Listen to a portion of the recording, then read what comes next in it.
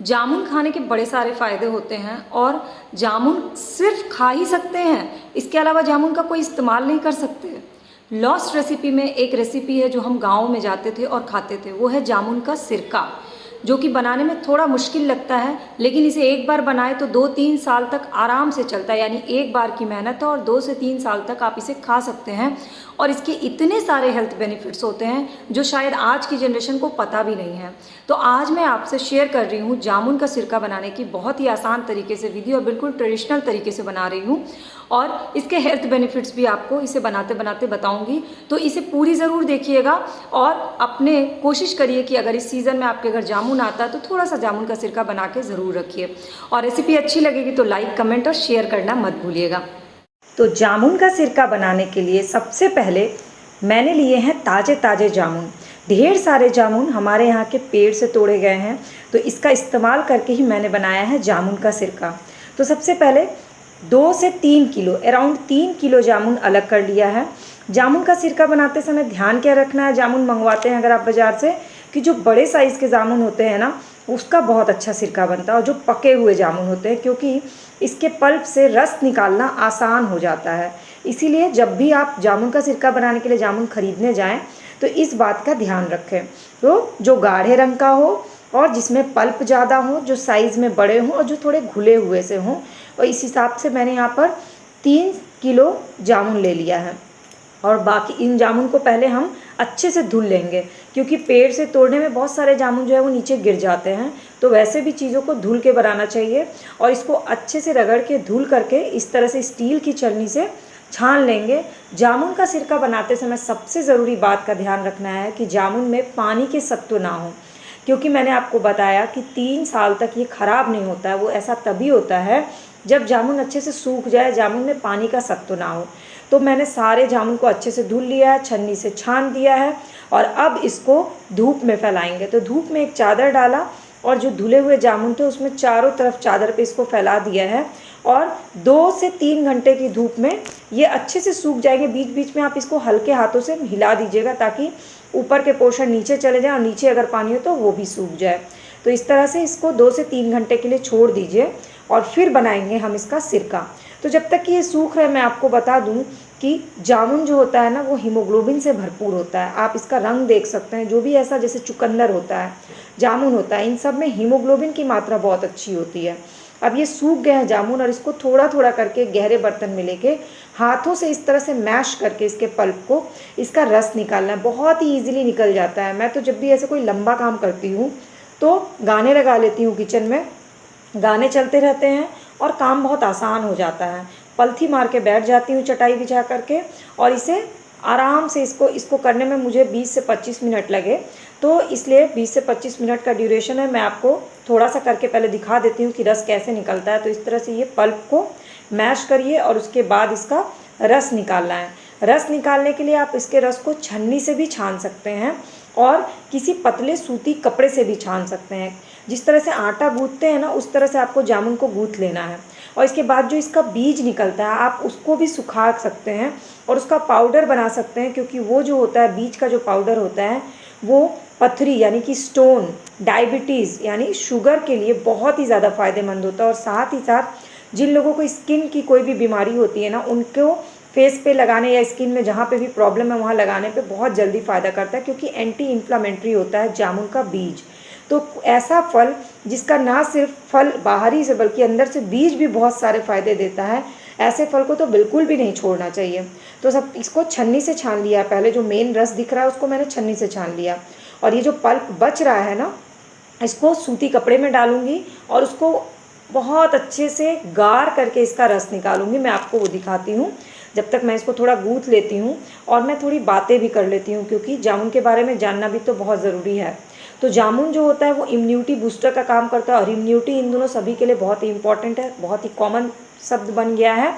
तो जामुन के सीज़न में जामुन ज़रूर खाइए, और जब सीज़न ना हो तो जामुन के सिरके का इस्तेमाल करिए।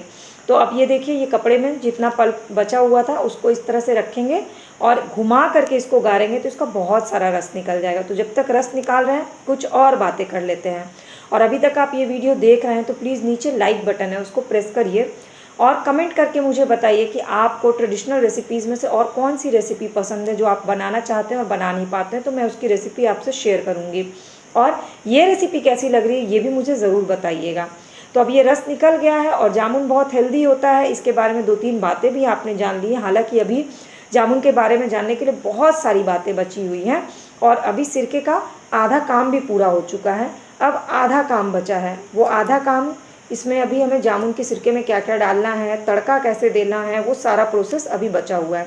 तो फिलहाल ये रस निकल गया, अराउंड 1 पैन भर के 3 किलो में 1 पैन जामुन का रस निकला। ये बहुत ज़्यादा फ़ायदेमंद है। ये जो जामुन का रस है ना और जामुन का सिरका, जिन लोगों को डाइजेशन की प्रॉब्लम होती है उनको बहुत फ़ायदा करता है।